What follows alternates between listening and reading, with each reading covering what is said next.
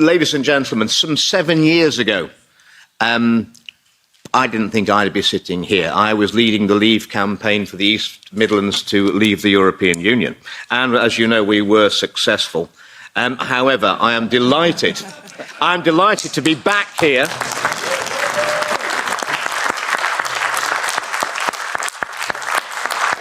With my European friends, standing shoulder to shoulder on an issue of the most importance in our lives and those of our children. So I didn't expect to be here, but I think we can all say that over the last 3 years, a lot of things have happened in our lives that we didn't expect to happen. So desperate times lead to desperate measures.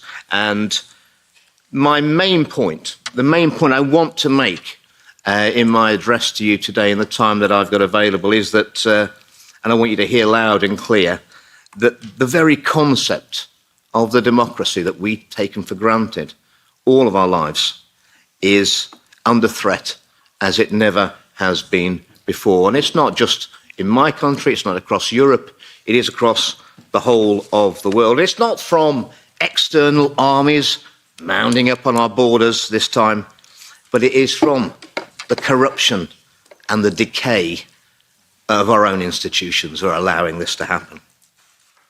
I think every one of us who's elected and represents our people, we need to remember that we are always the servants of the people. We are not their masters. And some of my colleagues and some elected representatives around the world have forgotten this lesson. They will need to learn this lesson again. We are entrusted to represent our constituents and their best interests at all times.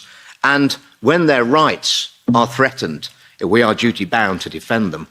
Again, many of my colleagues seem to have forgotten that, and the turnout even for the WHO debate in our parliament was very, very disappointing. So, the global pandemic treaty is such a threat to our sovereignty, looming ominously on the horizon, together with the amendments to the international health regulations, which will fundamentally, if they're passed through our parliaments, alter the relationship between the citizens and the state.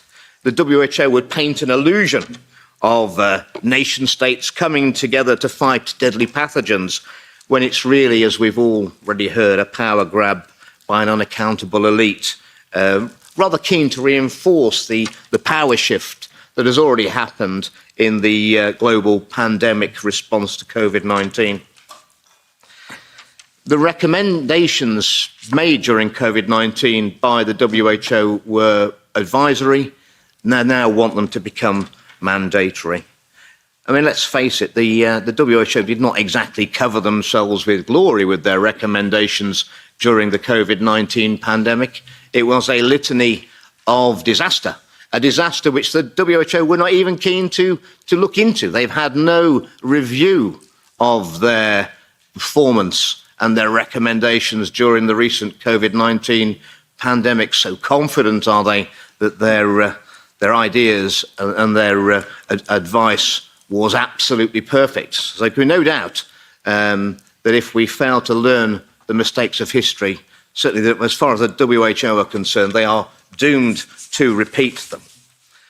So the World Health Organization is an unelected, diplomatically immune, tax-exempt group that bears no resemblance to the good faith Florence Nightingale Union of Nations set up over 75 years ago. Public health and the decisions surrounding it now exist as a monopoly of the WHO, headed up by bureaucrats in Geneva, whose leadership has been embroiled in scandal after scandal. And the majority of the influence on the WHO now is by external entities. And indeed, as has been mentioned, one of the richest men in the world has a massive influence over the WHO. Indeed, I think 84% of all the funding of the WHO now is by external commercial sources, with an ability to direct the area that your generous donations to the WHO will send their policies. So it's basically pay to play. If you have enough money, you can influence the WHO.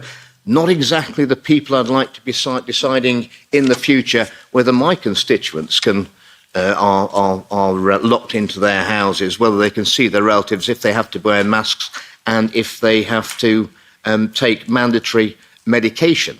I would say the least qualified people in the world to make those decisions. And any parliament that decides to abdicate its responsibilities to its constituents does not deserve the name of being a parliament and does not deserve a seat in any elected assembly. We have no right to relinquish our sovereignty, the sovereignty of our nations, because it's not mine to give away. It's not any of us to give away. Sovereignty always belongs to the people, and every election should be returned back to the people, where they will again decide who they allow to represent them for the next parliamentary period. Forests can be grown for 1,000 years, but can be chopped down in a few weeks, and the same is with our democracy. I've actually been shocked, and I think people in the UK have come to take our democracy and freedoms as a right, an entitlement, that's something that would never be taken away. But I'm equally shocked that those in Europe who have suffered under tyranny in living memory would again perhaps acquiesce to that position again without resistance. So I don't think I'm being dramatic when I say that the Global Pandemic Treaty and the amendments to the international health regulations will allow the WHO to declare a public health emergency of international concern, a fake, abbreviated to, and not only when to call it, but how long it would last and when it would be over. And I suspect that it would be a very long time before we had democracy returned to our independent parliaments. I call on every elected representative around the world to resist these WHO power grabs. It would be a dereliction of our democratic duty that we have to our electorates.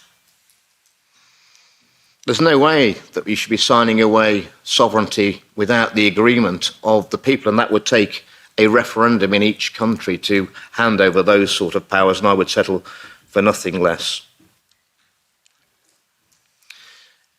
I will end with a quote from America, which I think, since we've had Dr. McCullough on, I think is quite apt. It said that when the people are scared of the politicians, that is tyranny. But when the politicians are scared of the people, that's democracy. Ladies and gentlemen, we need to get to the latter, and we need to get there quickly. We're in dangerous times.